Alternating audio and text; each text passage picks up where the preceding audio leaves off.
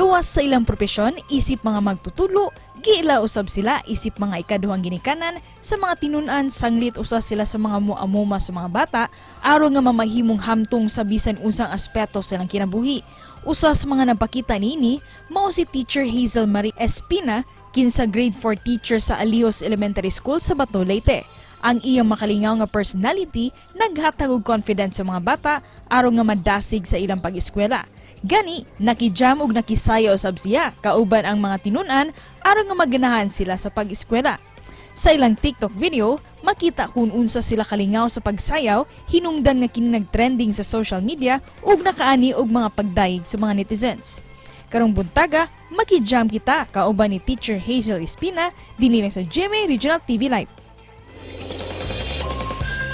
Atong ililahon karon mga kapuso, grade 4 teacher Alejos Elementary School sa Bato, Leyte. Ilang talagsaon nga TikTok kauban ng mga estudyante si Ma'am Hazel Marie Mendoza Espina. Maayong buntag, Ma'am Hazel, kumusta? Ug welcome sa GMA Regional TV Live. Good morning tanan, especially sa taga Alejos Elementary Schools, mga kauban na ang mga teachers. Good morning kaayo ninyong tanan. Apil na nga akong mga followers. Follow jud mo dayon guys as a Cares Your Events Pack. First up, kumusta man ang kinabuhi sa maestra ning new normal? Nag-expect kita nga 2 years ang mga bata nga wa jud si John na sod sa school. So module ra ta murag disojud. Disojud ka jud, especially sa reading og numbers murag struggle gud sa teachers. Pero go lamang gyud mo na nga mangita jud tag paagi nga ma-relax ta sa tong life. Ma'am, kumusta man imong mga estudyante no panahon na? Ang mga bata kay okay raman pud sila kay actually good 16 years na ko sa grade 1 and then bali na under na sila na jud pud sa una sa grade 1 pa sila na karon mi grade 4 na mo na nga mas murag nakailan na sila and then okay na kayo sila. Wa man pud wa ang mga separation anxiety wa naman pud mga ingana okay na pud sila tanan since pud mas butan-butan na sila compared sa katong grade 1 pa. So far okay man and then absences wa pud everything's fine naman. Ma'am, arito sa inyong nag-trending video, congratulations di kay murag mipatok gyud ang imong TikTok video uban imong mga estudyante. Nag-expect ka ma'am ngayon ani ang resulta o sige bati nimo na trending. Sa una pa jud even before pandemic bisan pag wa pay uso sa una mga cellphones bukid pa ko na aside hilig na jud na magsayaw-sayaw nga with the kids and then kadto kada upload na sa among actually dili to kay first lang nga video na mo with karon nga batch ng mga bata so kuan ra kanang kasagaran murag 3K 4K nga na ra ang views nakurat ra ko nga haptong gi-upload 1 PM siguro to sa udto and then kuara ko nag-online na kay nagklase then pag uli na sa amo 8K na siya ay show kay ning abot to 8K baguhan ako nalipay na ko ng 8K oy di ba nga ka sikat sa ESA dama so mauto na kuman pag mata ba ka buntag 30K na pagkahapon 200K pak labaw na ron kay 1.1M na sana maging pera din yan no. Ngano naka-decide man ka ma'am nga mag-TikTok uban ng mga bata? Nami required karon kada bitong galaw Pilipinas if kanang familiar mo ana mo na si murag nationwide na to nga gisayaw ron sa schools kay murag pang exercise jud ba medyo ang mga bata kuwangan bitaw kay murag kung tanawan siguro ninyo murag luyat-luyat ra ba di ka sukiat after jud ana kung after ana nga so moingon jud mga bata teacher mag TikTok ka teacher bi ka man tiat lagi ko no may ana ba Iba nga sa teacher Hazel, saan yung pag-connect sa imong mga estudyante?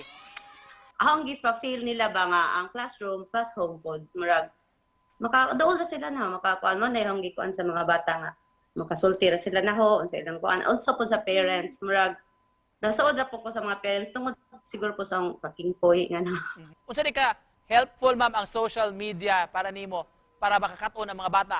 magamit pod kay i-play ra and then follow up na pod ni og discuss and then about pod ani nga sa TikTok na mas na-expose ang bata bitaw sa kanang ilang talent. Kaya mo ba mawara man gud na mauwa na kanang mayon ko. Kinsay mapilog sayaw.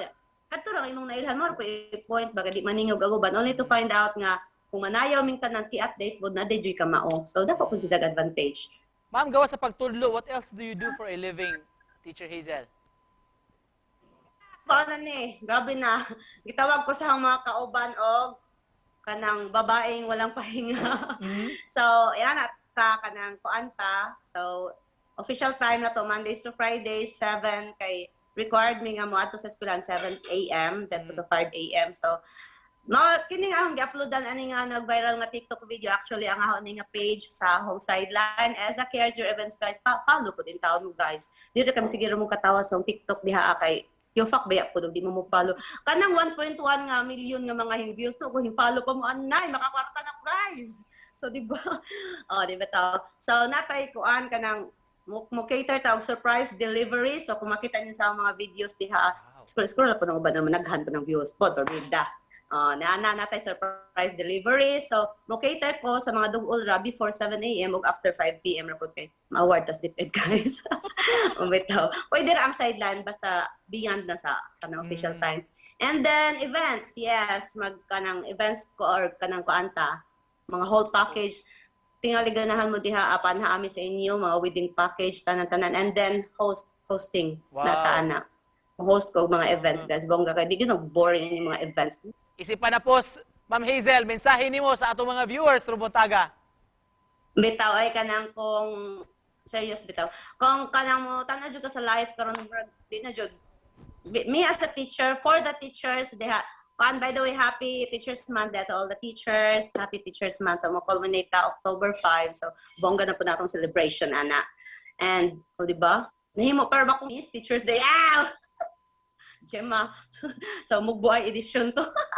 Bitaw. So, teachers go laman dyan ta. Di lalim kay bago pa ganyan nagsugod ang klase na daghang post about mga negativities, mga teachers na pod factor. So, di man siguro pod sa nato tanan no kung kanang ang bata ingani something yan na. So, tabangay ra jud ta community to the parents, tabangay ra jud ta kay kami naning kamot pud mi.